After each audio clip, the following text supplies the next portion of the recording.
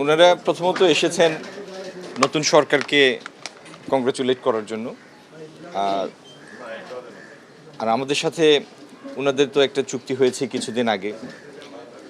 এছাড়াও বাংলাদেশ এবং মার্কিন যুক্তরাষ্ট্রের একটা বড় বাণিজ্যিক অংশীদারিত্ব আছে। আপনারা তো জানেন আমাদের সর্বশেষ আর্থিক বছরেও মার্কিন যুক্তরাষ্ট্রে আমাদের রপ্তানির পরিমাণ ছিল $7.5 বিলিয়ন এবং মার্কিন যুক্তরাষ্ট্র থেকে আমরা প্রায় 3.5 বিলিয়নের মতো আমদানি করি।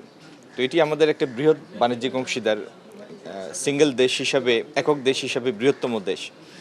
তো সেই দেশের সাথে আমাদের অর্থনৈতিক সম্পর্ক, বাণিজ্যিক সম্পর্ক, আগামী দিনে বিনিয়োগের সম্পর্ক, আমাদের এখানকার ডিজিটাল ইনফ্রাস্ট্রাকচার ডেভেলপ করার জন্য তাদের সহযোগিতার বিষয়ে, এরকম অনেক গুরুত্বপূর্ণ বিষয় জড়িয়ে আছে দুই দেশের মধ্যে।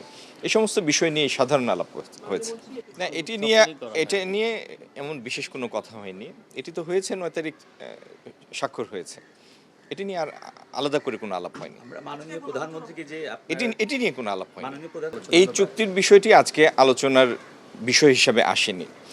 আর সামরিক বিষয় তো বাণিজ্য মন্ত্রণালয়ের বিষয় না।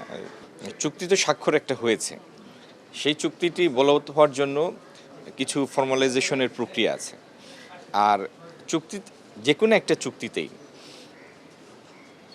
সাধারণভাবে আমি বলছি, যে কোনো একটা চুক্তিতে দুটো পক্ষ থাকে এবং দুই পক্ষেরই কিছু চাওয়া থাকে। কয়েকটি ধারা এক পক্ষের খুব অনুকূলে হয়, আরও কয়েকটি ধারা আরেক পক্ষের খুব অনুকূলে হয় এবং দুই পক্ষই চেষ্টা করে আলাপ আলোচনার মধ্যে দিয়ে এমন একটি জায়গায় পৌঁছাতে যেখানে উভয়ের জন্য একটা উইন উইন সিচুয়েশন হয়। এই চুক্তির মধ্যে অনেক ধারা আছে যেগুলির উপরে আমরা বাণিজ্যিক সম্পর্কটাকে আগামী দিনে জোরদার করতে পারব। আমি এটিকে হোলসেল নেগেটিভ বা হোলসেল পজিটিভ এই দৃষ্টিকোণ থেকে এখনও এইভাবে দেখছি না। এটি একটা চুক্তি হয়েছে, এটি একটি বাস্তবতা। আমরা আজকের দিনে এই পর্যন্তই থাকি। অপটিক্যাল ব্রাইটেনার, কালার গার্ড এবং ডার্ট লক সমৃদ্ধ অ্যাডভান্স ফর্মুলায় এলো নতুন রে ডিটারজেন্ট পাউডার। না, আমি নির্দিষ্ট করে চুক্তির কথা বলিনি। আমি যেটা বলেছিলাম সেটি হলো যে আমেরিকান উচ্চ আদালতে টেরিফের যে ধারাটি, ইমার্জেন্সি ইকোনমিক পাওয়ার অ্যাক্টের যে ধারায় টেরিফ ধার্য করা হয়েছিল, সেই ধারা এই টেরিফ ধার্য করাকে সমর্থন করে না বলার পরে পরিস্থিতিটা বিকাশমান, ইভলভিং। তো এই বিকাশমান পরিস্থিতি আমরা পর্যবেক্ষণ করছি, এটি ছিল আমার কথা। আপনারা আমার একটা অনুরোধ, আমার সাথে যে কথাগুলি হয় আপনারা তো সবাই রেকর্ড করেন, তাই না?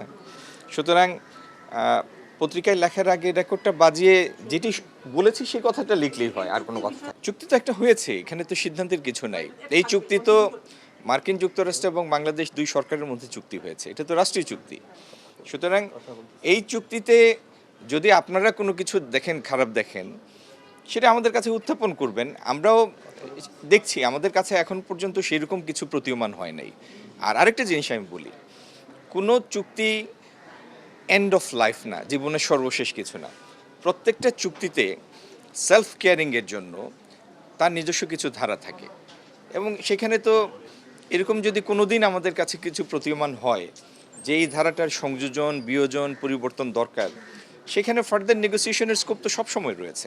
এজন্য আমার অনুরোধ হচ্ছে, এটা নিয়ে এত উদ্বিগ্ন হবেন না দয়া করে। আমি যতটুকু বলেছি ততটুকুই বলেছি। হ্যাঁ, এটি আমাদের পররাষ্ট্র মন্ত্রণালয় দেখবেন বিষয়টা। হ্যাঁ, কিন্তু এটা নিয়ে কাজ করবে পররাষ্ট্র মন্ত্রণালয়।